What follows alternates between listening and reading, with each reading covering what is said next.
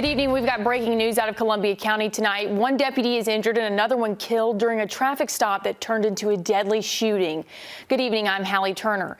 This evening around 7 o'clock, two deputies were shot during a traffic stop. Columbia County deputies say the suspect is James Blake Montgomery.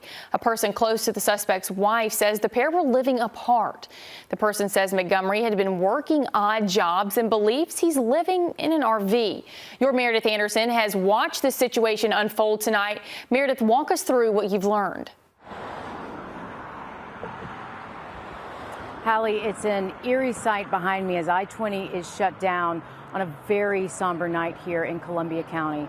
I do want to step out of the way and show you an RV in question, but I also want to kind of give you a taste of what's happened here tonight. Two deputies were shot after a traffic stop on I-20 near mile marker 94. Now, we are told that the suspect in this is no longer a threat. The suspect, James Blake Montgomery, we do not know if he is dead by his own hands or if he was shot somehow during a standoff. All we know is that, quote, he is no longer a threat. But we do know that one Columbia County deputy is dead tonight. One Columbia County deputy is dead. Another was shot and is in the hospital right now. We do know that deputy's name. Deputy Gavin White is in the hospital right now. The other deputy who was killed has not been identified yet. Now, all of this started around 6:30 tonight as a traffic stop. And you're looking at an RV, or we were showing you an RV that they tried to stop that was driven by James Blake Montgomery. We have since learned that James Blake Montgomery had a bolo out for him, perhaps for pipe bombs, for explosives, and perhaps for some weapons. Now, in the last hour we've been out here, we have heard two explosions, loud explosions. Rocking explosions, I guess is the best way to describe it. And it is unconfirmed right now if they were detonating any of these potential pipe bombs that were in this RV, if it was a way for them to breach the RV and somehow get inside, maybe put a robot inside the RV. That is unconfirmed, but we can confirm two very large explosions out here within the last hour, one within the last 15 minutes or so.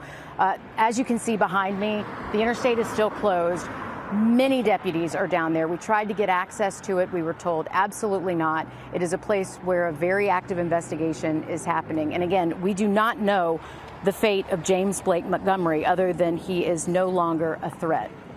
We do know, again, that one Columbia County deputy was killed tonight. And when we arrived on scene, there was a group of deputies who were kind of gathering at a gas station. Tears, hugs. It was a very somber scene. Obviously, their first business was to get the suspect, right? They wanted to make sure it was getting dark, and they wanted to make sure that they had that under control. That was their number one.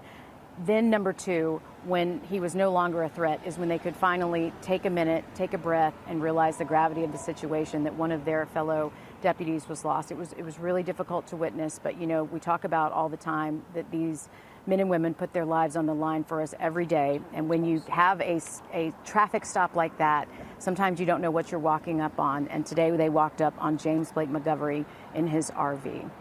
That's the latest here. We will keep you posted.